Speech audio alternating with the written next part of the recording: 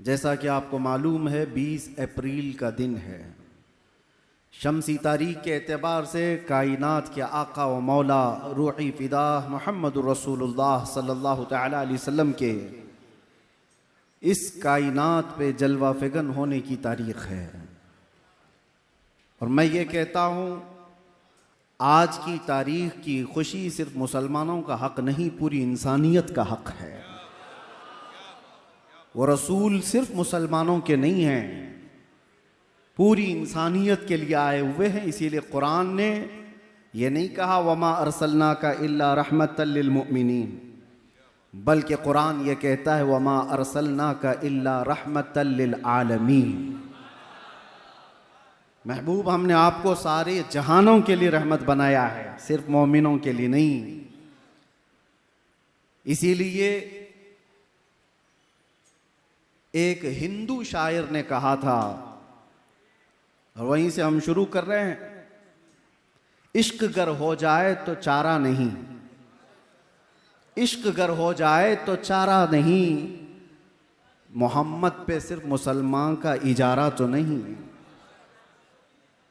मेरे अजीज़ों, अकल रखने वाले और समझ रखने वाले समझते हैं कि वो रसूल पूरी कायनात को एक इनकलाबी ज़िंदगी देने के लिए आए थे।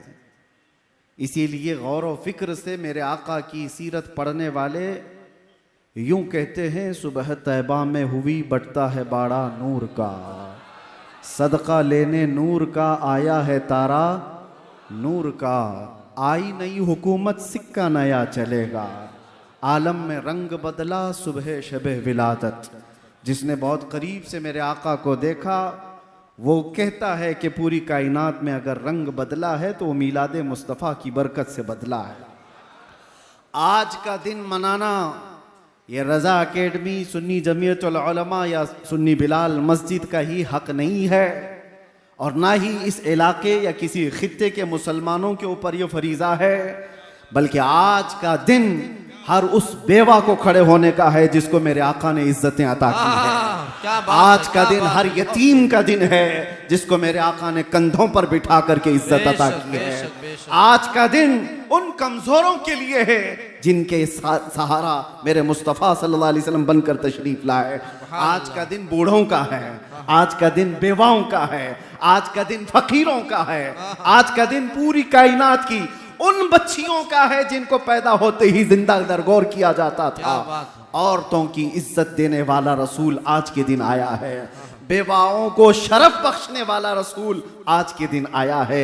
जिनको लोग अपनी महफिलों में नहीं बिठाते थे उनके साथ मेरे आका ने महफिलें सजा करके इज्जतें दे करके दुनिया को बताया था कि कायनात में सिर्फ तुम आदम की औलाद हो, न किसी गोरे को काले पर फजीलत है, न किसी गोरे को काले पर और न किसी अरबी को अजमी पर, किसी को किसी पर फजीलत नहीं, बल्कि मेरे आका सल्लल्लाहु अलैहि वसल्लम ने फरमाया कुल्लुकुम मिन बनी आदम व आदम मिन तुराब, तुम सब मिट्टी से बनाए गए आदम की औलाद हो।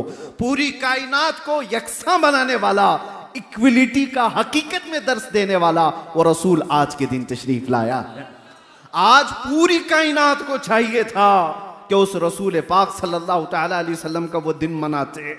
ये तासुब की निगाहें, ये तासुब के चश्मे जिन्होंने पहने वो हुजूर से दुश्मनी करने लग गए, वरना हकीकत तो ये है मेरे अजीजों, गैर मुस्लिमों ने भी जब पढ़ा है, अंग्रेज मुअर्रिख है उसने लिखा है पूरी कायनात में इंसान को इंसानियत क्या है पता चली है तो ये 20 अप्रैल के बाद पता चली है।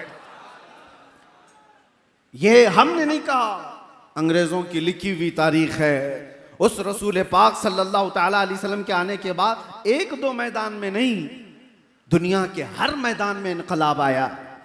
आज हम किसी रेवोल्यूशन को देख करके, इनकलाब को देखकर किसी एक शख्सियत को याद करते हैं। मिसाल के तौर पर यहाँ हिंदुस्तान में बहुत सारी शख्सियतें पहचानी जाती हैं। तहरीक आज़ादी को लेकर के जिन शख्सियतों को हम याद करते हैं उनका मैदान है आज़ादी की तहरीक चलाना, हिंदुस्तान को अंग्रेजों से आज़ाद कराना।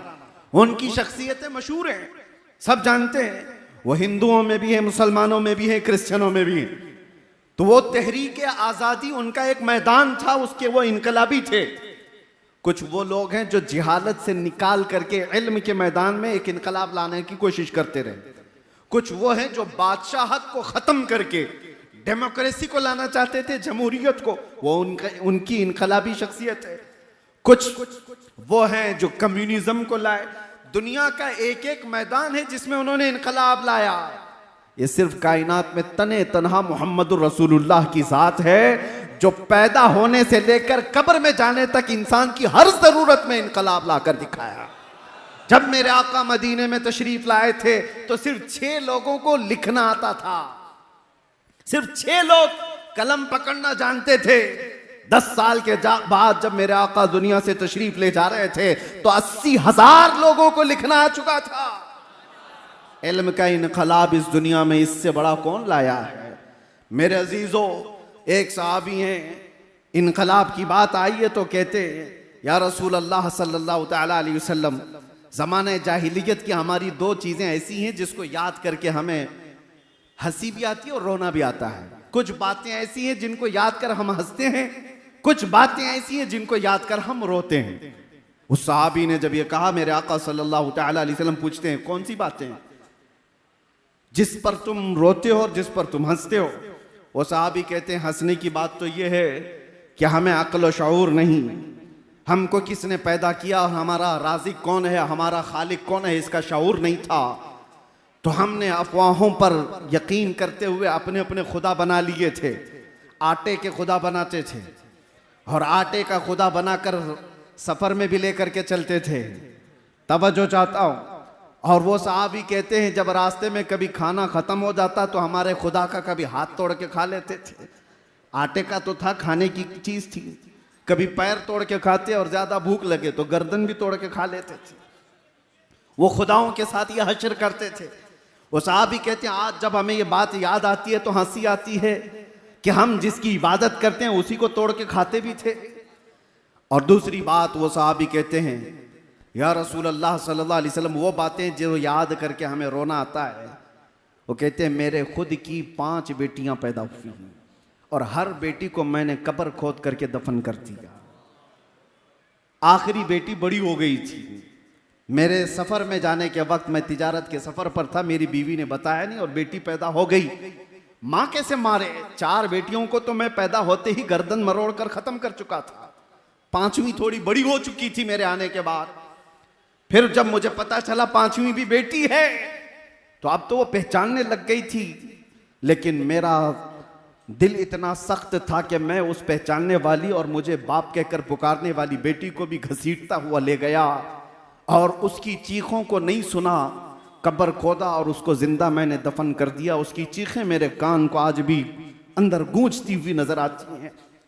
रसूल पाक सल्लल्लाहु तआला अलैहि वसल्लम के पास वो आकर कहते हैं, जब जमाने जाहिलियत की यह बात हम याद करते हैं तो सेना कलेजा मुंह को आता है, दर्द होता है कि हमें अल्लाह ताला ने बेटियां दी थी तो हम ऐब समझते थे। किसी के घर में बेटी पैदा हो जाना यह ऐब था। या रसूल अल्लाह, आप जो तशरीफ लाए, आप जो तशरीफ लाए, मिंबर पर खड़े होकर मेरे मुस्तफा ने फरमाया, जिसकी एक बेटी हो और वो उसे हुस्न अदब देकर सही जगह शादी कर दे, मेरे आका फरमाते हैं मैं उसका हाथ पकड़ करके जन्नत में ले जाऊंगा। दुनिया वालों, आज भी सुनो, जो नाक भौं सकेड़ते हैं, आज भी बेटियों के पैदा होने पर, आज भी अज़मत मुस्तफ़ा सल्लल्लाहु तआला अलैहि वसल्लम एक बार पढ़ो तो समझ में आ जाए। हम हिंदुस्तान में रहते हैं, आपको पता है यहां पर कानूनी जुर्म है किसी के भी हमल के अंदर कोई चीज डॉक्टर बता दे। 5 महीने 6 महीने का जब हमल हो जाता है तो डायग्नोस किया जाता है, सोनोग्राफी होती है, सीटी स्कैन होते हैं। डॉक्टर्स इतना तो मालूम कर लेते हैं कि पेट में बच्चा लड़का है कि लड़की है, लेकिन पूरे हिंदुस्तान में आप देख लें ये गैर कानूनी मालूम करना। क्यों? इसकी वजह क्या है? हमने तो हमारे कुछ साथियों से पूछा इंग्लैंड वगैरह में, कहा कि वहां तो डॉक्टर्स बता देते हैं कि बच्चे के आने की तैयारी कर लें। कहा हमारे यहाँ तो बहुत बड़ा जुर्म है, हॉस्पिटल्स में लिखा हुआ होगा कि अगर पूछ भी ले तो उस पर कानूनी जुर्म का मुकदमा दायर हो सकता है, उस पर फाइन है कि पेट में क्या है। मैंने मालूम किया तो पता चला आज भी यहाँ पर हामिला औरतें जाकर डॉक्टर से पूछती हैं, अगर डॉक्टर ने बता दिया बेटी है तो वो हमल को गिराने की बात करती है। आज भी ये इस तरक्की याफ्ता दौर में जब ये बातें हैं, कानून क्यों है आज कि हमल के अंदर जो चीज मौजूद है पेट के अंदर बताना गैर कानूनी क्यों है? इसलिए कि आज भी वो मानसिकता के लोग मौजूद हैं जो पेट में बच्ची को पाते ही 5 महीने और 6 महीने का हमल अबॉर्शन करा दिया जाता है, गिरा दिया जाता है। और आज से 1400 साल पहले इस नहुसत को मेरे आका ने कदमों से रौंद दिया था। और एक नहीं, आपको यह भी मैं बताऊं, रसूल करीम सल्लल्लाहु तआला अलैहि वसल्लम के लिए एक बड़े दानिश्वर ने क्या खूब कहा, हुजूर बेटों के भी बाप हैं, हुजूर बेटों के भी बाप हैं, लेकिन बेटियों के बाप रहना सुन्नत, बेटों का बाप होना सुन्नत। होना और रहने में फर्क है। हुजूर बेटों के बाप तो हुए, लेकिन 3.5 बेटे मेरे आका के पैदा हुए और बचपन में इंतकाल कर गए, लेकिन बेटियां 4 हुई और चारों जवान हुई और चारों जवान शादियां भी हुई। तो हुजूर की सुन्नत यह बताई गई, बेटियों का बाप रहना सुन्नत। मेरे आका सल्लल्लाहु तआला अलैहि वसल्लम ने दुनिया को यह मिजाज दिया जिसको तुम गला घोंट करके दफन कर दिया करते थे, यह हकीकत में बेटियां तुम्हारे लिए अजाब नहीं है। एक बार मेरे आका किसी जगह से गुजर रहे थे, एक सहाबी कहते हैं रात का वक्त था, एक घर पर बहुत तेज रोशनी आसमान से उतरती दिख रही थी। वो रोशनी है जो साहबे बसीरत देखते हो। आसमान से किसी खास घर पर ही नूर का उतरना, रोशनी का आना देखा जा रहा था। उस सहाबी ने कहा, या रसूल अल्लाह सल्लल्लाहु अलैहि वसल्लम, इस एक घर पर ये रोशनी का मंजर कैसा दिखता है? मेरे आका ने क्या फरमाया, जाओ उस घर वालों से मालूम करना, 2 में से कोई एक चीज होगी उस घर के अंदर, 2 में से एक चीज होगी, या तो किसी यतीम बच्चे की परवरिश हो रही होगी, या आज ही उनके घर में बेटी की पैदाइश हुई होगी। साहबी कहते जाकर मालूम किए तो उनके घर में बेटी की विलादत हुई थी। ये रहमत आलम सल्लल्लाहु तआला अलैहि वसल्लम ने बताया। आज हिंदुस्तान में मैं फख्र के साथ कहता हूं, हम उस रसूल के शहदाई हैं जिसने औरतों को वो बुलंद मकाम दिया। 1400 साल के बाद भी तुम नाक रगड़ करके भी अपनी बहनों को उस मकाम तक नहीं पहुंचा सकते। आज के जमाने में फिर मैं कहता हूं, ये कुत्ते हैं जो औरतों की इज्जत की बात करते हैं। कोई अपनी बहन को आज इज्जत देने वाला नहीं। ये वो तरक्की याफ्ता दुनिया है जहां आज भी एप्स्टीन फाइल खोले जा रहे हैं। औरतों की इज्जत पर डाका डालने वाले अगर औरतों की इज्जत की बात करें तो ये शर्म की बात है। ये ऐसी शैतान है जो फजर की नमाज की बात कर रहे हैं। इनके मुंह से औरतों की इज्जत अच्छी नहीं लगती है ही नहीं। रियल में जो इज्जतें दी हैं मेरे आका ने दी हैं। और शादी भी मेरे आका ने फरमाई तो सबसे पहले 25 साल की उम्र में 40 साला बेवा खदीजतुल कुबरा से निकाह फरमाया। जब औरतों को बेवा होना भी एक अपशगुन कहलाया जाता। आज भी है, आज भी। हम तो बहुत बदल चुके, लेकिन यहां तो सती की रस्म भी थी। हिंदुस्तान में सती की रस्म भी हुआ करती थी। शोहर अगर मर जाए तो औरत को साथ में जला दिया जाता था, उसको जीने का हक नहीं था। थोड़ा अपग्रेड हुआ जमाना तो फिर यह कहा गया कि चलो उसको जलाया नहीं जाएगा, जंगलों में छोड़ दिया जाए। अब और अपग्रेड हुआ तो इतना कह दिया गया कि ठीक है, बनाओ संगार सब निकाल दिया जाए, किसी एक खास जगह में उसको रख दिया जाए। विधवा को कहीं अच्छी महफिलों में आने ना दिया जाए। कोई भी महफिल में आएगी तो अपशगुन है, काम बुरे हो जाएंगे। ये दुनिया का तस्वुर था। औरत का बेवा होना क्या उसके हाथ में है? क्या वो अपने इख्तियार से बेवा बनी है? किसी का शोहर कभी भी मर सकता है, उसका उसमें क्या कसूर है? लेकिन जिंदगी भर वो ये ऐब सहती रहती थी। आज भी बहुत सारी जगहों पर उनको मुआशरे से अलग किया जाता है, मगर मेरे मुस्तफा सल्लल्लाहु अलैहि वसल्लम ने एक नहीं 9 बीवियां ऐसी निकाह फरमाई जो बेवा थी या मुतल्लका थी। मेरे आका सल्लल्लाहु तआला अलैहि वसल्लम ने ये जो इज्जत अता फरमाई, औरतों की बात मैं कर रहा हूं, ये तो एक हिस्सा है। आज के दिन किस किस मैदान पर हम गुफ्तगू करें, कहां कहां इज्जतें दी गई। औरतों की इज्जत पर बात इसलिए कर रहा हूं कि आज जरूरत है। हमारा वो दीन नहीं जहां पर 12 साल की बच्ची को बलात्कार करने वाला भी हुकूमत के तख्त पर बैठ करके मजे ले रहा हो। वो दीन नहीं है। ये दीन तो ये मेरे आका सल्लल्लाहु तआला अलैहि वसल्लम ने फरमाया, नजरों को भी उठाओगे तो नजर का जिना है। और ये भी नहीं है कि मुसलमान औरतों की इज्जत है। इस्लाम हर एक बेटी की इज्जत को वैसे ही समझता है जैसे मुसलमान बेटी की इज्जत है। ऐसा नहीं है कि जिना का अजाब, जिना की जो सजा है सिर्फ मुसलमान लड़की से करने पर जिना की सजा है।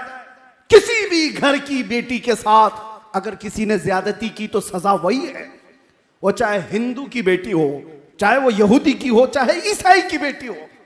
ये इस्लाम ही है जो सारी बेटियों को एक सम्मान देता।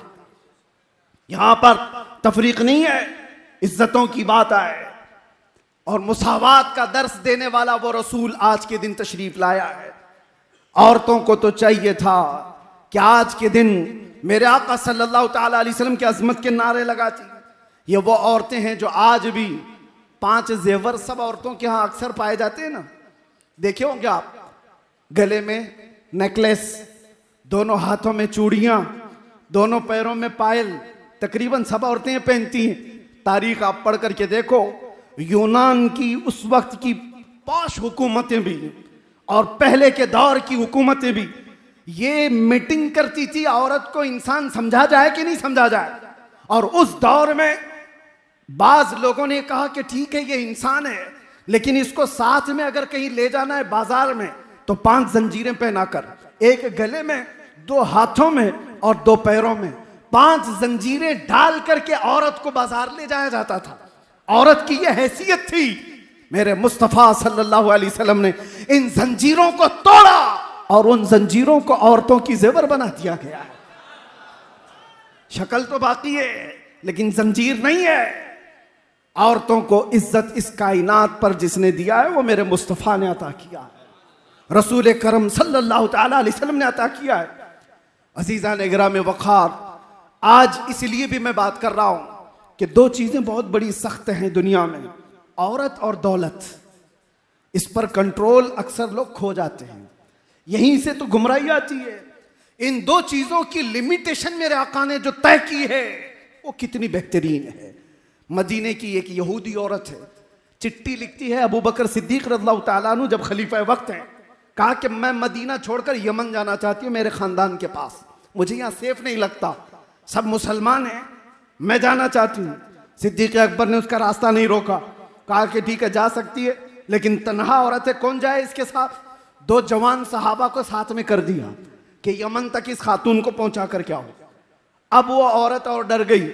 मुसलमानों के बारे में जो एक परसेप्शन है, एक बना बनाया हुआ है, प्रोपेगेंडा है कि औरतों को देखेंगे तो ये पागल हो जाएंगे, कुछ भी कर लेंगे। दुनिया ने इस तरह से बना रखा है, हकीकत में खुद गंदे हैं। 2 जवान सहाबा को उस औरत के साथ कर दिया गया। औरत को ऊंट पर बिठाया गया है, कजावा सजा है, दोनों जवान चलते हुए जा रहे। यमन तक जाना है मदीने से, जहां जहां चौकियां आती, चेकिंग पॉइंट आते, ये दोनों नौजवान बात करते, खलीफा अव्वल सिद्दीक अकबर की मेहमान है, यमन जा रही है, ऊपर नहीं देखा जाता, रास्ते खोल दिए जाते। कई दिन की मसाफत के बाद जब यमन पहुंचते हैं तो वो खातून कहती है कई दिन का सफर कर लिया मदीने से यमन तक। वो औरत कहती है मैं खुदा को शाहिद बनाकर कहती हूं, एक बार भी इन दोनों नौजवानों में से किसी ने मेरी तरफ आंख उठाकर नहीं देखा नहीं। जब मैं उतरती, जब मैं चढ़ती, जब मेरी हाजतें होती तो ये नौजवान अपना चेहरा फेर लेते, एक बार भी इन्होंने देखा नहीं। यमन पहुंच करके वो अपने खानदान को जमा करती है और कहती है मैं तो ये सोच रही थी मदीना अब सेफ नहीं है, मैं अपने खानदान के पास आ जाऊं, लेकिन ऐलान करती हूं ऐ मेरे खानदान वालों, मैं भी वापस मदीने जा रही हूं, तुम भी वापस मदीने आ जाओ। औरतों की इज्जत अगर कहीं महफूज है तो वो दामन मुस्तफा में महफूज है।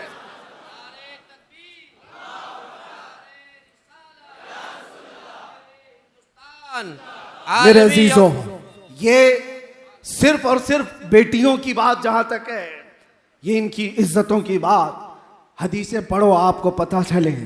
बेटी होने पर मेरे आका ने शफाअत की बात फरमाई, बहन हो तो फरमाया उसकी गायबाना भाई के हक में दुआएं ऐसी कबूल होती हैं जैसे काबे के पास कबूल होती हैं। माँ हो तो उसके कदमों में जन्नत है, बीवी हो तो एक लुकमा उसे खिलाया तो सदक़े का सवाब। औरत को हर मकाम पर वो इज्जतें दी गई। नबी आखिर ज़मान सल्लल्लाहु ताला अलैहि वसल्लम ने आखिरी जो अल्फाज वफात के वक्त जो बयान फरमाए उसमें भी ये जिक्र है, मिल्के यमीन, अस्सलात वो मिल्के यमीन। मिल्के यमीन किसको कहते हैं? जो तुम्हारे मातहत रहने वाली औरत, मेरे आका ने फरमाया उनका ख्याल रखना, उनके साथ ज्यादती ना हो, उनके साथ जुल्म ना हो। और हुजूर अकरम सल्लल्लाहु तआला अलैहि वसल्लम ने की सीरत आप पढ़ो, 10 बीवियां जो एक साथ रही, 10 बीवियां, और मुख्तलिफ रिवायात में जो 11 है तादाद, वो आगे पीछे किसी के इंतकाल के बाद, हजरत खदीजा जब तक थी तो कोई और बीवी नहीं थी, बाकी 10 बीवियां जब तक थी, एक भी बीवी ने कहीं कोई रिवायत नहीं बयान की कि हुजूर ने किसी पर हाथ उठाया, किसी ने नहीं कहा।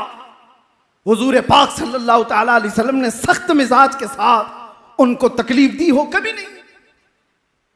रसूल करीम सल्लल्लाहु तआला अलैहि वसल्लम 10 बीवियों के साथ जो मुआशरती जिंदगी गुजार करके दिखाए हो, यहां तो 2 बीवियां रख नहीं पाता कोई।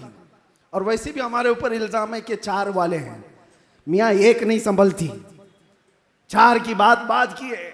लेकिन रहमत आलम सल्लल्लाहु तआला अलैहि वसल्लम ने औरतों जैसी फितरत और सिफत जिसके अंदर है, अरे सब औरतों के अंदर एक नस्वानी सिफत सबके अंदर होती है। वो उम्महातुल मोमिनीन थी, रसूलुल्लाह की बीवियां थी, लेकिन थी तो औरत। और हदीसों में इसका जिक्र भी है।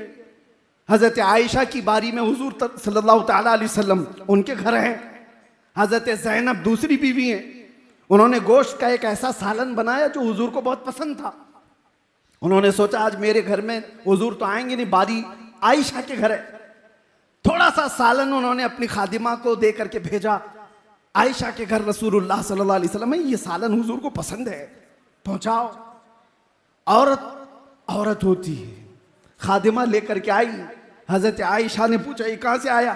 कहा ज़ैनब के यहां से, कोनी मार के गिरा दिया। आज मेरे पास है रसूलुल्लाह, और मेहमान नवाजी जियाफत जो कुछ भी होगी वो आयशा के घर से होगी।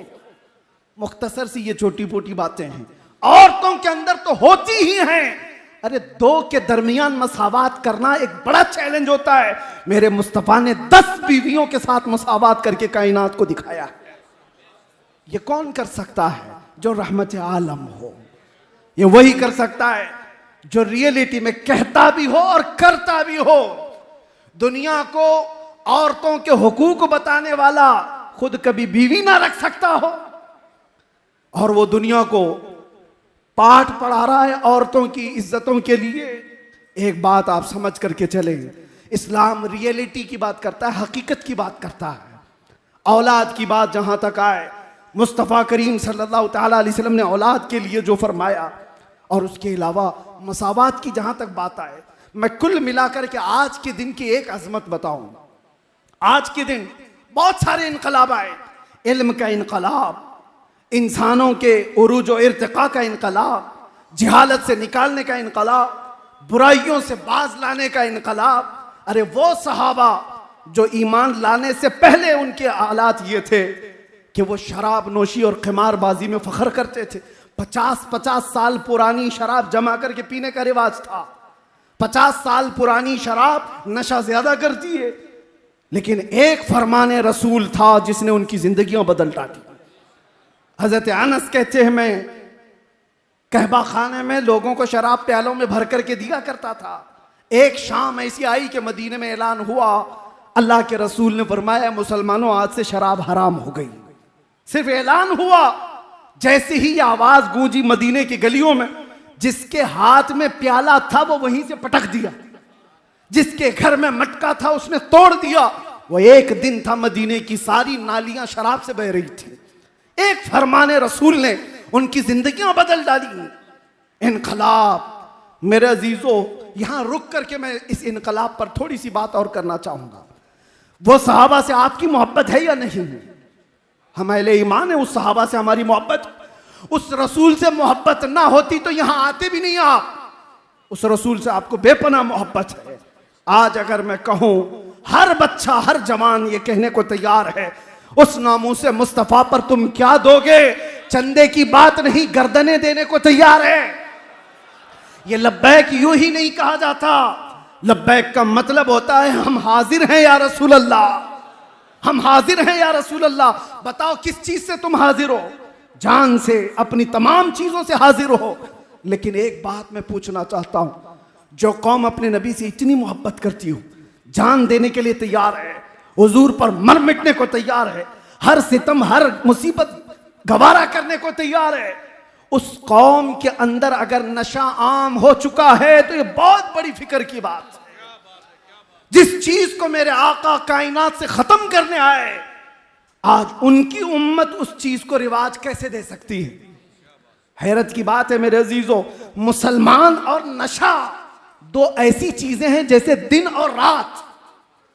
दिन और रात का क्या मिलाप? काला और सफेद दोनों एक हो नहीं सकते। मुसलमान और नशा इतना अपोजिट है, इतना अपोजिट है। हमारे मोहल्लों में नशा आया कहां से? हमारे मोहल्लों में नशा बिकता कैसे है? तुमने क्या हदीसें नहीं सुनी? वो सहाबा तो पहले हराम नहीं हुई थी इसलिए इस्तेमाल कर रहे थे। हम तो पैदाइशी कानों में सुनते आ रहे कि हराम है, हराम है, हराम है। अभी तुम्हें और कोई हराम करने वाला नहीं आने वाला है, पहले से हराम चीज तुम्हारे सामने है। कौन है जो हमारे बच्चों को इस आवारगी में आज मुब्तला कर दिया?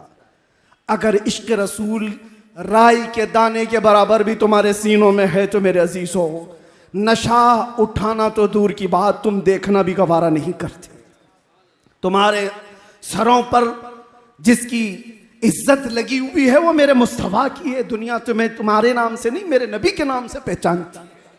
हमारी अपनी क्या पहचान है? हमारी अपनी क्या पहचान है? अगर मुस्तफा के ना होते तो हम जिंदा चलती फिरती लाशें होते। हमें कौन मुंह लगाता? आज हमें दुनिया देखती है तो नबी के नाम पर देखती है। इस नाम का इतना तो भरम रख लेते, इस नाम की इतनी तो लाज रख लेते कि मुस्लिम मोहल्ले में कम से कम नशा नहीं आता। वैसे तो पूरे मुल्क को नशा से पाक होना चाहिए, लेकिन खास तौर पर जब भी डिपार्टमेंट वाले और खास तौर पर नारकोटिक वाले जब बात करते हैं तो ये कहते हैं कि आपके लोग ज्यादा नशा में हैं, आपके लोग ज्यादा नशा में हैं। इसके दो कारण हो सकते हैं, दो वजह हो सकती हैं। एक तो जल्दी पैसा हासिल करने के लिए हर आदमी बहक जाता है, और दूसरा एक सोची समझी साजिश के तहत ये पूरे के पूरे खित्ते को नशा में मुब्तला किया जाता है। क्योंकि ये छुपी हुई चीजें नहीं है, किसी चलते फिरते आदमी से भी पूछ लो तो वो नशा का अड्डा बता देता है, यहां मिलता है, यहां बिकता है। हालात तो ये है आज। तो जब चलते फिरते आदमी को मालूम है तो हुक्काम वक्त जो पावर रखते हैं क्या उनको नहीं मालूम? सब मालूम है। तो फिर कौन है जो इनको नशे में मुब्तला कर रखा है? एक चीज ये समझ में आती है, दुनिया इनको अच्छी तरह से पहचानती है। ये आम लोग नहीं है, ये आम लोग नहीं है, ये मोहम्मद अरबी के शेर हैं। इनको नशा में इतना सुलाओ कि उठने की हिम्मत ना हो। जिस दिन ये उठ गया तो अच्छे अच्छों का सोना हराम कर सकता है। नहीं उठना चाहिए, नहीं उठना चाहिए। तुम्हें इस तरह से आज पूरी दुनिया में, सिर्फ नशा यहां नहीं है, सऊदी भी मुब्तला है इसमें, अरब की कई कंट्रीज ऐसी हैं जहां सब मुब्तला है, और बगैर किसी पावरफुल जरिए के ये चीज नहीं होती। हजरत इतनी फिक्र के साथ मुझसे कह रहे थे कि दिल दर्द करता है जब अपने बच्चों को नशा में देखते हैं। और जिस इलाके में ये आप लोग हैं, हजरत यहां पर हैं, ये इलाका तो मशहूर से मशहूर होता जा रहा है, मशहूर से मशहूर होता जा रहा है। अजीजा ने गिरा में वक़ार, अगर मुस्तफ़ा करीम सल्लल्लाहु अलैहि वसल्लम से राई के दाने के बराबर भी मोहब्बत रखते हो, बाज आ जाओ आज के दिन। इसलिए मैं कह रहा हूं कि तुम बर्बाद हो जाओगे तो तुम ये समझते हो कि किसको क्या पड़ी है। नहीं, मेरे आका तुम्हारे कदमों में कांटा भी चुभे तो उसका दर्द महसूस करते हैं। मेरे आका को दर्द होता है। अगर अपने नबी को कोई ईजा देना चाहता है तो क्या कोई ऐसा हिम्मत वाला आदमी है यहां पर जो रसूलुल्लाह को ईजा देना चाहता हो, मेरे आका को दर्द देना चाहता हो? हर जुमेरात को हमारे आमाल मेरे आका के सामने फरिश्ते पेश करते हैं। तुम्हारे सबके अमाल, हमारे सबके अमाल पेश किए जाते हैं। फलां बिन फलां ने पूरे हफ्ते में क्या क्या किया है, हमारे अमाल पेश होने वाले हैं। और हुजूर फरमाते मैं सबको उनके बाप के नाम से पहचानता हूं। सबको पहचानते हैं मेरे आका। जो बच्चे गलत रवि में मुब्तला हुए, मेरी उनसे मुअद्दबाना इल्तिमास, मुझे छोटा समझो जिस तरह से भी समझो, आज उठो एक इनकलाब लेकर के आओ, आज उठो एक रेवोल्यूशन लेकर के आओ। दुनिया आज भी तुम्हारी तरफ देख रही है कि बदलोगे तो तुम ही बदल सकते हो। तुम ही ने बदला था इस कायनात को, आज फिर बदलाव आएगा तो तुम्हारे जरिए से आएगा। दुनिया दूसरों की तरफ नहीं देख रही है, इसलिए कि दुनिया को पता है बदलने वाले मदीने से निकले थे, बदलने वाले बदर में आए थे, बदलने वाले ओहद में आए थे, बदलने वाले खंदक में आए थे, और कायनात को बदलने वाले करबला में आए हुए थे। मेरे अजीजों, आज उनके पैरोकार अगर तुम अपने आप को मानते हो तो उठो और बदलो। उठो, वो घर न हश्र न होगा फिर कभी, दौड़ो के जमाना चाल अपनी चल चुका।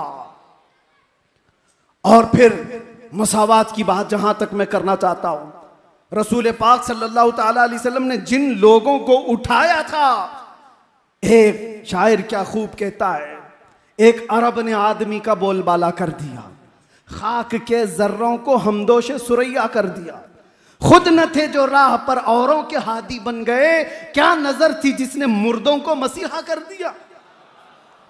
मेरे आका सल्लल्लाहु ताला अलैहि वसल्लम ने उठाया है।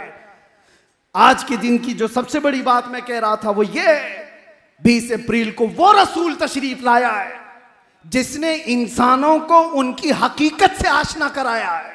तुम इंसान हो तो कैसे जियो, जानवरों की तरह नहीं। दुनिया तुम्हें जंगली बनाना चाहती है। हम देख रहे हैं बहुत सारे जंगल से छूटे हुए यहां पे भी आए हुए, यहां पे मतलब दुनिया में हमारे माशरे में आए हुए हैं। उनको देखकर लगता नहीं इंसानी शक्ल है। इंसानों की तरह जीना सिखाया मेरे आका ने, इंसान को इंसानियत से आशना कराया। सबसे बड़ा पैगाम है। जाहिर सी बात है, आप इंसान हैं, चाट कर तो नहीं खाते जमीन पर। आपके सामने चावल डाल दिया जाए, दाल डाल दिया जाए और कहा जाए चाट के खाओ, आप कहेंगे मैं बकरी कुत्ता थोड़ी ना हूं, मुझे प्लेट में दो, हाथ उठा करके खाऊंगा। तो इतना तो आपको पता है इंसान इस तरह से खाता है, इंसान वैसे नहीं खाता। तो मेरे आका ने यह भी बताया, इंसान इज्जतों का मुहाफिज है, कुत्तों और गधों की तरह जिना नहीं करता बाजारों पर। वो जानवर हैं, उनके यहां रिश्ते नहीं होते। जो गधा जिस गधी को पाले, जो कुत्ता जिस कुतिया को पाले, उनके यहां अक्ल और शऊर नहीं। लेकिन इंसान भी अगर उसी सिफत में जीना चाहता है तो मैं समझता हूं ये जंगल के राज की तरह, जानवरों की तरह जीने का सलीका दिया जा रहा है। मेरे मुस्तफा ने वो सलीका नहीं दिया। आज पूरी दुनिया को एक रिवाज दिया जा रहा है। ये कॉमन बातें, क्या मौलवियों की बात सुनते हो, आओ नंगे हो जाओ, आओ नंगे हो जाओ बाजारों में, तुम भी नंगे हम भी नंगे। आप क्या समझते हैं, आपको ये जो सोशल मीडिया चलाने के लिए दिया जा रहा है, मुफ्त में दिया जा रहा है। कभी आपने सोचा फेसबुक, व्हाट्सएप, इंस्टा और न जाने कितने ऐसे, ये स्नैपचैट, ये जो सोशल साइट्स है, एक दूसरे को चैट करने के लिए सबसे रीढ़ की हड्डी माने जाते हैं। इसका कोई सब्सक्रिप्शन चार्ज नहीं, 1 रुपया भी नहीं लिया जाता, 1 रुपया भी नहीं। अरे अगर कोई एजुकेशन लेना है, आपको कोई कोर्स करना है, इंटरनेट में भी बहुत सारे एप्लीकेशन ऐसे हैं जो वो चार्ज लेते हैं सब्सक्रिप्शन का, मंथली आपको फीस देना पड़ता है। वहां पर तो फीस देना। ये चैटिंग के जितने ऐप हैं क्यों खुले आम मुफ्त दिए जाते हैं। आप हर चीज एक दूसरे से शेयर करो, नंगी तस्वीरें भी भेजो, नंगी तस्वीरें देखते भी रहो। मेरे अजीजों, ये माइंड प्रोग्रामिंग है। मेरे आका सल्लल्लाहु अलैहि वसल्लम ने 1400 साल पहले फरमाया था, एक दौर आएगा जब तुम देखोगे कि इंसान रास्तों पर ऐसे जिना करेंगे जैसे कुत्ते और गधे जोड़ा खाते हैं। और सुनो, सबसे ताज्जुब की बात, मैं हदीस पढ़ रहा था, रोंगटे कांपने लगे। मैं सच बता रहा हूं, हुजूर फरमाते हैं उस जमाने का सबसे शरीफ आदमी कौन होगा पता है? सबसे शरीफ आदमी, हुजूर फरमाते हैं उस आखिरी जमाने में सबसे शरीफ आदमी वो होगा जो जिना करते हुए देख के सिर्फ इतना कहेगा, भाई साहब थोड़ा पीछे चले जाओ। इतना कहेगा वो कि दीवार पीछे चले जाओ भाई, उसको सबसे शरीफ आदमी समझा जाएगा। ये मेरे आका ने आखिरी जमाने की अलामतें बताई। ये दुनिया वो मिजाज दे चुकी है। आज कोई मौलवी बोले इन नौजवानों को तो सब उस पे बरस पड़ेंगे। कौन से जमाने के मौलाना हो आप? क्या लड़कियों से बात करना कोई ऐब की बात है? एक नहीं, हम 70 लड़कियों से रोज बात करते हैं, रोज छोड़ते हैं। दुनिया ने तुम्हें इसकी आदत डलवा दी। ये इतना नॉर्मल कर दिया गया, कॉमन कर दिया गया कि किसी की इज्जतें कुछ नहीं होती। और फिर मैं कहता हूं तुम अपनी बहनों की इज्जत की फिक्र क्यों करते हो जब दूसरों की बहनों पर रात की तारीकी में डाके डालते हो? क्यों अपनी बहनों की इज्जत की फिक्र? बल्कि वो दौर भी आ जाएगा जहां से दुनिया शुरू हुई थी मेरे अजीजों। अब वो दौर भी तुम देखोगे कि बहनों को खुद ही लोग बाजारों में ला देंगे। बाप अपनी बेटियों को खुद लेकर के आएगा बाजार में। हमने मिस्र में देखा है, आज से तकरीबन 17 साल हो गए मैं आकर के भी, उस वक्त जब अभी सोशल मीडिया का दौर नहीं था, दरियाए नील पर नाचती हुई लड़कियां, ताज्जुब होता कि उधर से गाड़ी गुजर जाए तो आंखें बंद कर लें। लेकिन किसी साथी ने कहा कि ये तवाइफें नहीं है, ये नाचने वालियां नहीं है, ये फैमिली के साथ आई हुई लड़कियां हैं, उनके माँ बाप सामने बैठे हुए हैं। हैरत होती है, बाप लेकर के आता है। और ये किसी मैं अरे गैर मुल्क की बात नहीं कर रहा, मुसलमान मुल्क की बात कर रहा हूं।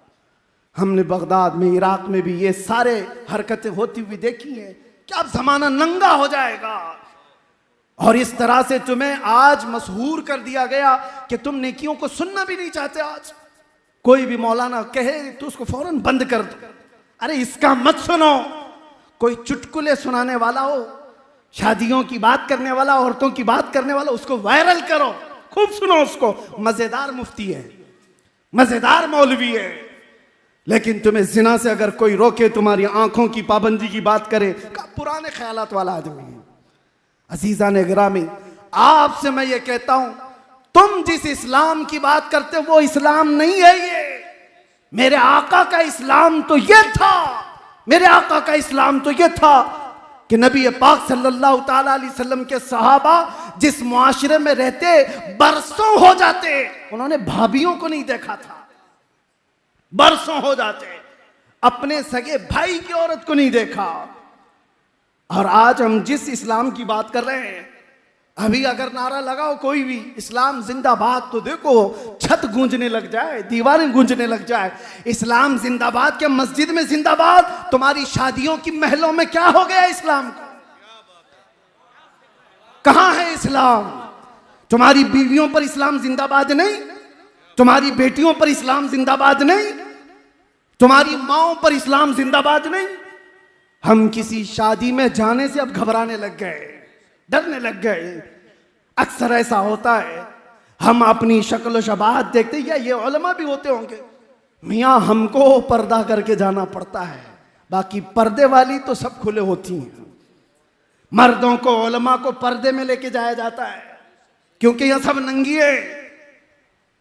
वो बात करती है फातिमा तो ज़हरा की, दिल पर चोट लगती है। मेरे आका की वो दुख्तरे नेक अख्तर लगते जिगर, जिसका जनाजा भी किसी ने नहीं देखा, उससे निस्बत जोड़ने की बात करती हमारी बहनें आज।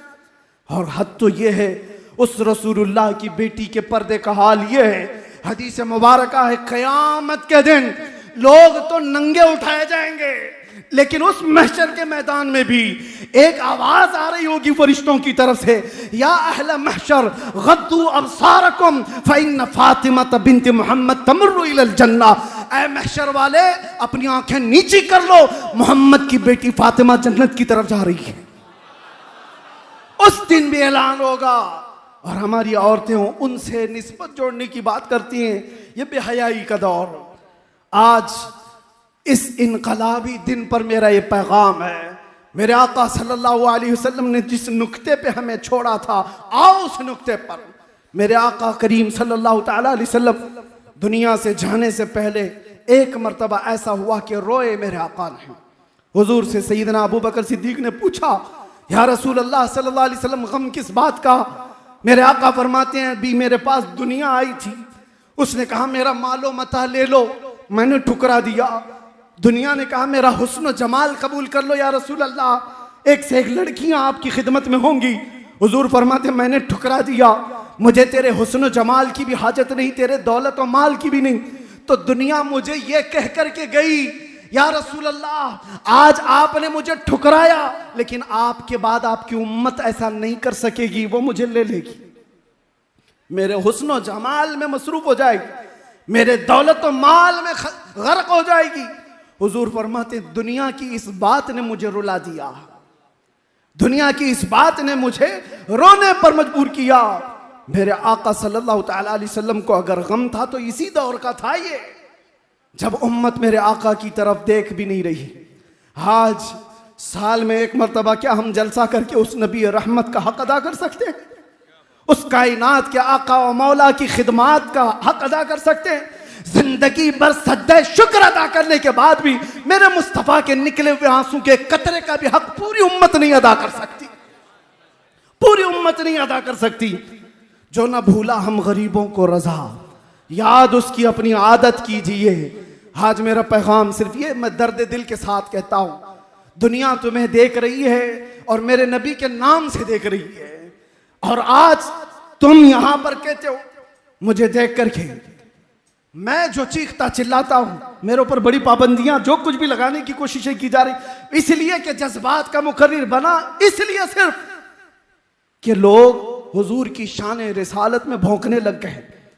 और मैं कभी इसके दर पर्दा सोचता हूं, आखिर ये कुत्ते भौंकने तक आए क्यों? इनको यहां तक का रास्ता दिया किसने?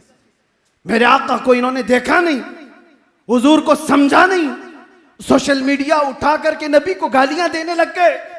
इनके पीछे जब रीजन तलाश किया जाता है तो ये बदअमल मुसलमान नजर आते हैं, इनको देख करके वो नबी को गालियां दे रहे हैं। मुसलमान ऐसे होते हैं इसलिए इनका नबी ऐसा होगा। मुआज़ल्लाहि रब्बिल आलमीन, क्या आज हमारी जिंदगी इस मोड़ पर आ गई कि हमारी वजह से मेरे नबी की इज्जत पर उंगलियां उठने लग जाए? हमारी जिंदगी आज इस मोड़ पर आ गई कि हुजूर को पढ़े बगैर आदमी गाली देने लग जाए, इसलिए कि मैंने अमल ऐसे दिखाए लोगों को।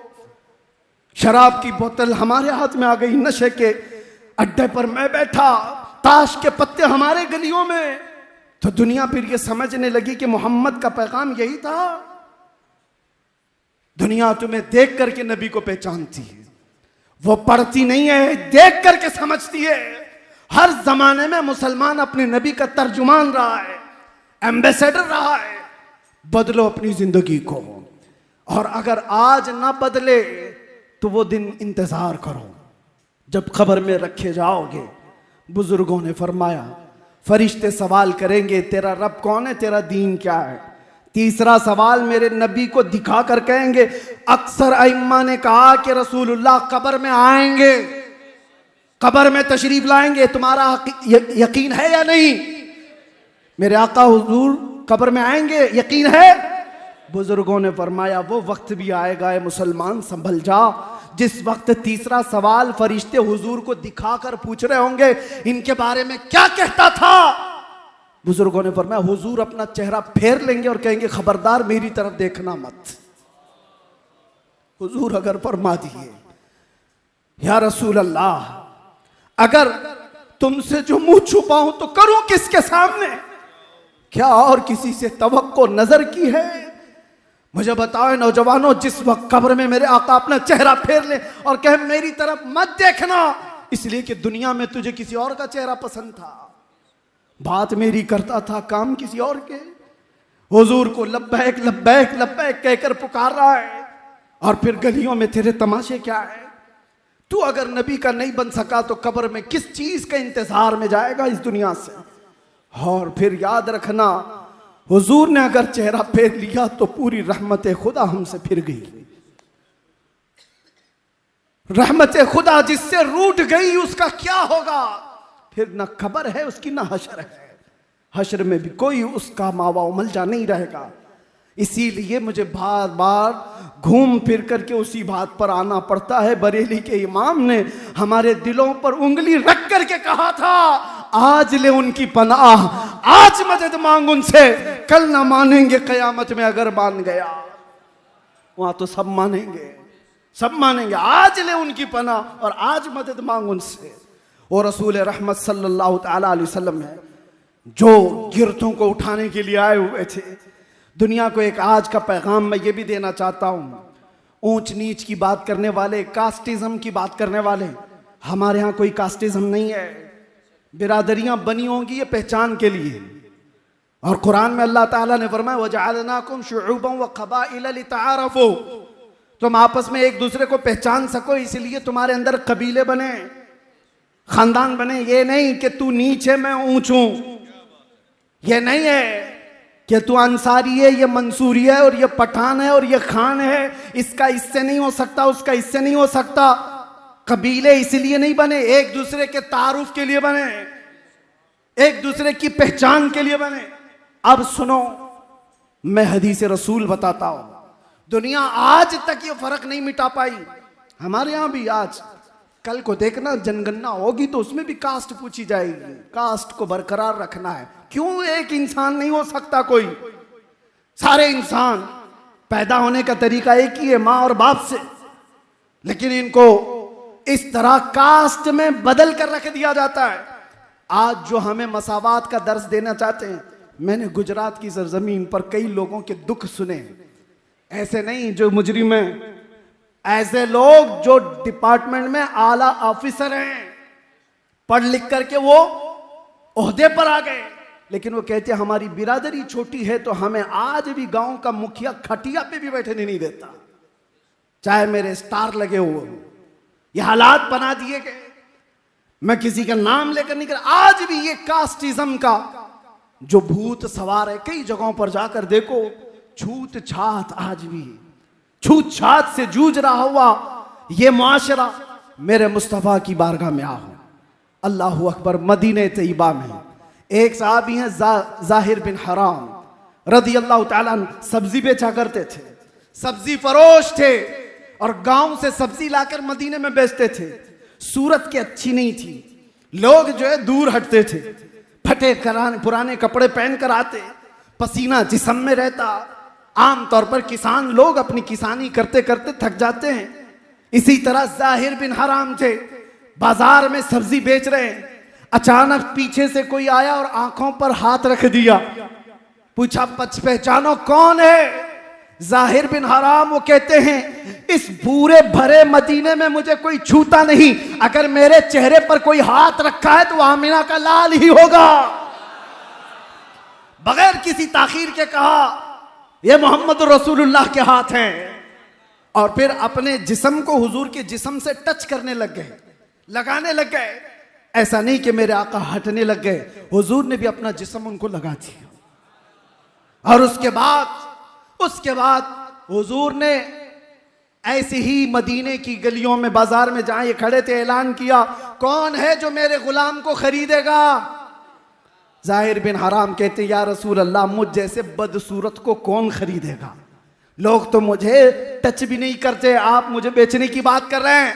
हुजूर पाक सल्लल्लाहु अलैहि वसल्लम ने सीने से सीना लगाया और कहा याद रख ज़ाहिर बिन हराम, तेरी अल्लाह की बारगाह में बड़ी मौकात है, तेरा मकाम है अल्लाह की बारगाह में, तुझे अल्लाह और उसके रसूल खरीदेंगे।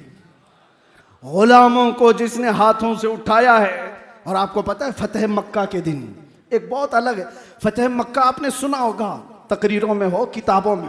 एक चीज मुझे लगती है, 10,000 सहाबा आए थे फतेह मक्का के दिन। ये वो मक्का है जहां 13 साल तक सहाबा को इतना तड़पाया गया है कि अंगारों पे सुलाया गया है। और सबसे मशहूर सहाबी आप भी जानते हैं, बिलाल हबशी। बिलाल हबशी को क्या नहीं किया गया? पैर में रस्सी डालकर औबाश लड़के खींचते थे, गरम रेत पर सुला करके सिल सीने पर रखी जाती थी, सारी ईजाएं दी गई हैं, सबको पता है।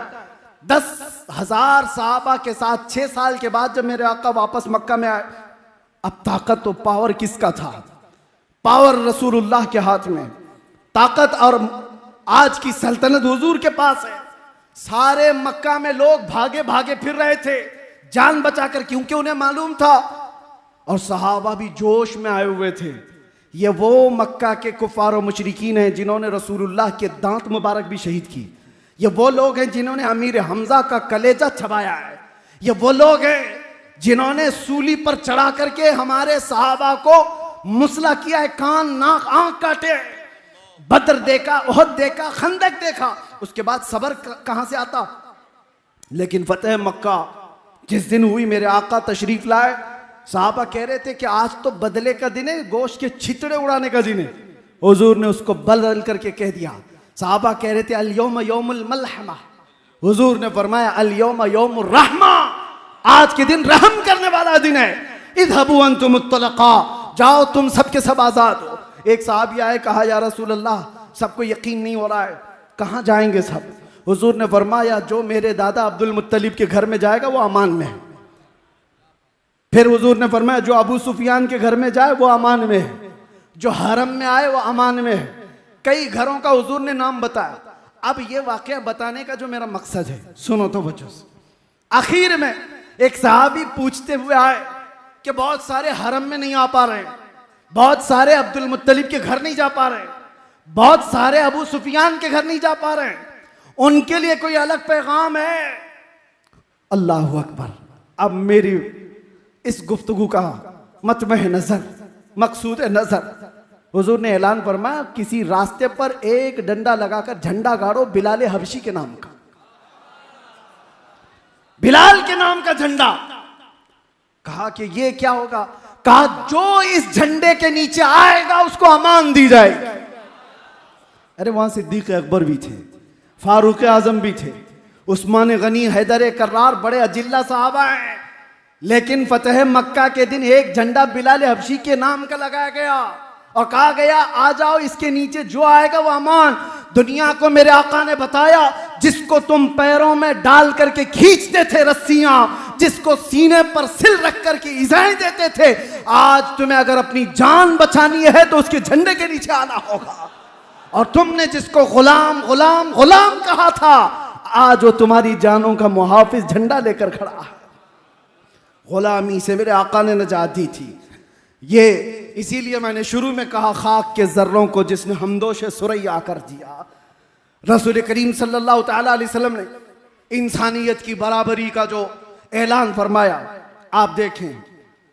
एक साहबी हैं अदी बिन हातिम, वो कहते हैं मैंने देखा मेरी बहन आई और कहने लगी, हातिम ताई के बेटे हैं, बहुत पैसे वाले मालदार, उनकी बेटी हुजूर पाक के पास उनकी बहन अदी बिन हातिम की, यानी हातिम ताई की बेटी मुसलमान हुई और अपने भाई से कहती भाई जाओ, इसी में खैर है, वो बादशाह हो कि रसूल हो, उनकी पैरोकारी कर लो, उनसे अच्छा आदमी मैंने देखा नहीं।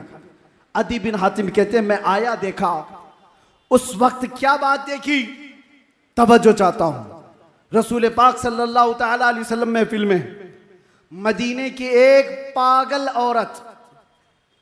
औरत जिसका जहनी तवाजुन खो गया हो, लोगों से वो बड़बड़ करती रहती, किसी को भी पकड़कर कुछ भी सुनाती है। ऐसी पागल औरतों से तो हर कोई दामन बचाता है।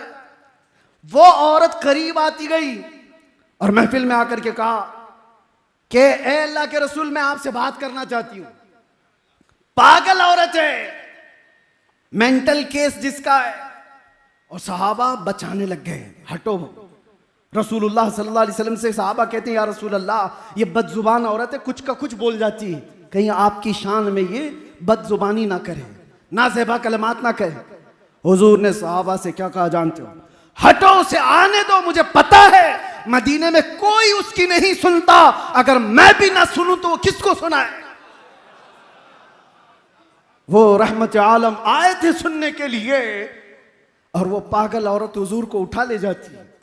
साहबा कहते हैं हुजूर उठ करके गए उसके साथ, कहती है अकेले में बात करना चाहती हूँ। हुजूर ने कहा ठीक है, अकेले में बात। और वो पता नहीं क्या क्या सुनाती रही। मेरे आका ऐसे सुनते रहे जैसे किसी दानिशमंद की बातें सुन रहे हो। एक ही जुमला बार बार, उसे एहसास भी नहीं होने दिया कि वो पागल है। ये मेरे आका की अदाएं थी, जिसको कुरान ने कहा लक़द जाअकुम रसूलुम मिन अनफुसिकुम, तुम में वो रसूल आया है अजीजुन अलैहि मा अनितुम, तुम्हारा तकलीफ में पड़ना उस रसूल को देखा नहीं जाता, गवारा नहीं। हरीसुन अलैकुम बिल मुमिनीन, तुम्हारे सिर्फ ईमान की तलब रखने वाला, रऊफुर रहीम, निहायत नरमी करने वाला और शफकत करने वाला रसूल आया है तुम्हारे पास। अजीज़ान गिराम वक़ार, कहने को बहुत सारी चीज़ें हैं। आज के दिन का मेरा यही पैगाम काफ़ी है आप उठो, जिस पैगाम को मेरे आका ने पूरी कायनात में फैलाया, पूरी कायनात में। तुम ख्वाहिशात के पुजारी नहीं हो, तुम माबूदान बातिल के पुजारी नहीं हो। एक फ़र्क मैं आपको बताऊं, एक फ़र्क। लोग जो है ये समझते हैं बुतों की पूजा करने वाले ये मुशरिक है, एक खुदा को छोड़कर दूसरे खुदाओं की इबादत करने वालों को मुशरिक कहते हैं। लेकिन कुरान ये कहता है साथ में, अरअयत मन इत्तखज़ इलाहहु हवा, ऐ रसूल क्या आपने नहीं देखा उन लोगों को जो अपनी ख्वाहिशों की इबादत भी करते हैं, ख्वाहिशात को माबूद बना लिया है। नौजवानों, तुम्हारे दिल में जो बात आए उस पर अमल कर लेना जरूरी नहीं होता। रात को तुम्हारा नफ्स उठाए किसी लड़की से बदकारी करने के लिए, तुम ख्वाहिशात के पुजारी मत बन जाओ। तुम रसूल रहमत सल्लल्लाहु अलैहि वसल्लम के पैरोकार हो, याद करना तुम्हारा रब तुम्हें देख रहा है। यअलमु खाइनतल अयुनि वमा तुख्फी सुदूर, तुम्हारी आंखों की खयानत को भी वो जानता है, तुम्हारे दिल में गुजरने वाले हालात से भी वो बाखबर है। आपको आपका नफ्स दौलत की रेल पेल में ऐसा मसरूफ कर देगा कि तुम्हें ना नमाजों का ठिकाना कुछ भी नहीं। मैं एक बात याद करता हूं, हजरत दाऊद ताई बहुत बड़े सूफी बुजुर्ग हैं, उनसे उनके मुरीद ने पूछा हुजूर कुछ नसीहत कर दे। उन्होंने कहा मैं मसरूफ हूं, जुबान खोलते ही नहीं थे दिन भर। कहा दो बातें कहता हूं वो सुनकर चले जा। एक बात ये, अल्लाह ने तुझे जिस जगह जाने से मना किया वहां कभी दिखना मत, और जहां आने के लिए कहा वहां कभी गैर हाजिर रहना मत। बस ये दो चीजें। अल्लाह ने जहां जाने से मना किया वहां कभी दिखना मत, और जहां आने का हुक्म दिया वहां कभी गायब रहना मत। बस ये दो चीजों पर पूरी जिंदगी चला लो। आज आपके लिए भी ये पैगाम है, तुम अपने चेहरे के साथ वहां कभी ना दिखो जहां मेरे रसूल को पसंद नहीं, वहां कभी ना दिखो जहां रसूल रहमत सल्लल्लाहु ताला अलैहि वसल्लम की इज्जत पर उंगली उठ सकती है, और वहां हर दम दिखो जहां मेरे नबी की आंखों की ठंडक है। हर दम नजर आओ जहां मेरे आका को पसंद है। आज हमने वर्ल्ड दुरूद डे के तौर पर इसका ऐलान किया है। रजा अकेडमी की जानिब से ये जो मुहिम छेड़ी गई थी, आपको मैं बताऊं पिछले साल से लेकर जो मैं अपने जानिब से, हमारे भी सोशल मीडिया के जरिए से जो ये मुहिम छेड़ी गई थी, हर कोई बंदा दुरूद पढ़े मेरे आका की बारगाह में पेश करेंगे। और हमने 1200 करोड़ मरतबा दुरूद पढ़ने का आज़म किया था, 1200 करोड़ मरतबा, और उसके लिए सारी टीम लगी हुई थी। अल्लाह अकबर, मैं उस वक्त दंग रह गया, उम्मत मेरे मुस्तफ़ा से कितनी मोहब्बत करती है कि मीलाद मुस्तफ़ा से पहले ही हमारे पास 1,17,000 करोड़ मरतबा के दुरूद आए। मामूली चीज नहीं है, मामूली चीज नहीं है। 1,17,000 करोड़ दुरूद। इससे फिर दिल में यह बात आती है, उम्मत गुनहगार हुई है, गद्दार नहीं है। आज भी इनके दिलों में वो शमा रोशन है, बस थोड़े से इस दिए को तेज होने की जरूरत है, इसकी लौ को थोड़ी सी भड़कने की जरूरत है। लेकिन होश के साथ मेरे आका सल्लल्लाहु ताला अलैहि वसल्लम की मोहब्बत का नशा जिसके सर चढ़ता है, फिर मेरे अजीजों वो नशा के नुक्कड़ पे नजर नहीं आता। वो नशा है जो धतूरा है, वो नशा है जो अफयूम, चरस, गांजा, कुकी, नफ्यून तुम्हें तुम्हारी इंसानियत से भी बेखबर कर देगा। वहां तो बंदा माँ और बीवी के बीच में फर्क नहीं कर पाता। उस नशेड़ी को देखो आप जो जमीन और आसमान को फर्क नहीं कर पाता। जमीन नीचे ऊपर दिखती है, उसे आसमान नीचे दिखता है। लेकिन इश्क मोहम्मदी में जो सरशार होता है, अरे वो कायनात का इमाम होता है, उसकी जुबान से निकलने वाले अल्फाज। हम चरसियों को भी देखते हैं, अगर मैदान में या रास्ते पे पड़े हुए कुछ बकरे हैं तो लोग उनको देखते नहीं, सुनते नहीं, गुजर जाते हैं, ये चरस के नशे में बकरा है, पता नहीं क्या बोल रहा है। लेकिन इश्क मोहम्मदी में जब कोई बोलता है, ये नशा तो ऐसा है कि सारे कानों को उस बरेली की तरफ फेर देता है, और पुकार पुकार कर नशे इश्क मोहम्मदी में सरशार इमाम इश्क मोहब्बत यूं कहता है, सरवर कहूँ कि मालिक व मौला कहूँ तुझे, बाग़े खलील का गुले ज़ैबा कहूँ तुझे। अल्लाह रे तेरे जिस्म मुनव्वर की ताबिशें, ऐ जाने जा मैं जाने तजल्ला कहूँ तुझे।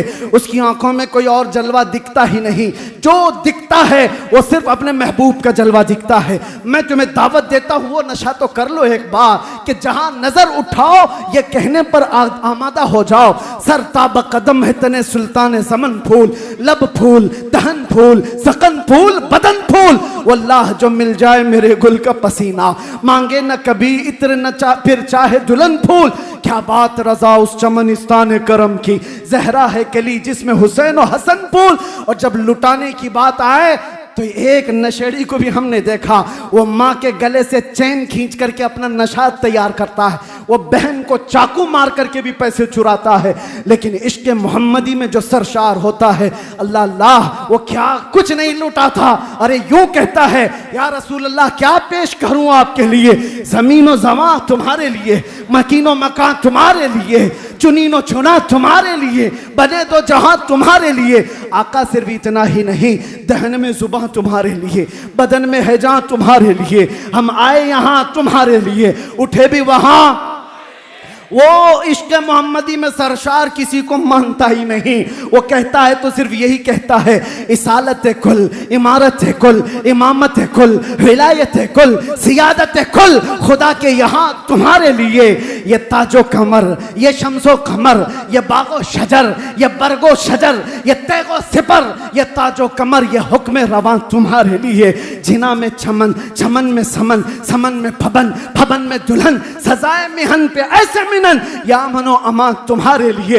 आका मैं ही क्या आपकी सना में कलीमो नजी मसीहो सफ़ी, खलीलो रजी अतीक़ो वसी, गनी वो अली सना की जुबान तुम्हारे लिए। और आखिर में ये कहता है, ये दुनिया का ही मामला नहीं है, आखिरत में भी जाओ मेरे महबूब का ही जलवा दिखेगा। सिर्फ और सिर्फ एक ही जलवा दिखेगा जिसकी मोहब्बत में बरेली का इमाम सरशार था। कहता है कयामत के दिन सारी मखलूक ये देखती रहेगी, खलीलो नजी मसीहो सफ़ी सभी से कहीं कहीं न बनी। खलीलो नजी मसीहो सफ़ी सभी से कहीं न बनी। ये बेखबरी की खल्क फिरी कहां से कहां तुम्हारे लिए। या रसूल अल्लाह आखिर में दुआ सिर्फ इतनी है, सबा वो चले के बाग फले, वो फूल खिले के दिन हो भले, लिवा के तले सना में खुले, रजा की जुबान तुम्हारे लिए। लिवा के तले सना में खुले हम सब की जुबान लब्बैक या रसूल अल्लाह।